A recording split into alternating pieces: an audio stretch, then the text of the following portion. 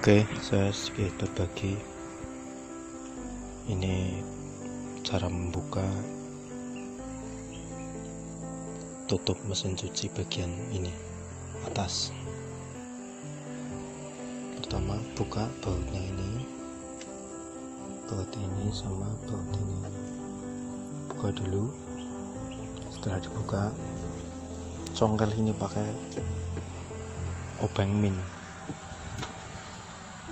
Kalau ini memang sudah saya buka, jadi ini dicongkel pakai obeng min, sini. Setelah itu tangan kanan, tangan kiri menekan ke atas, gini. Pakai tangan kiri, nah tangan kanannya untuk megang obeng min. Saya contohkan begini.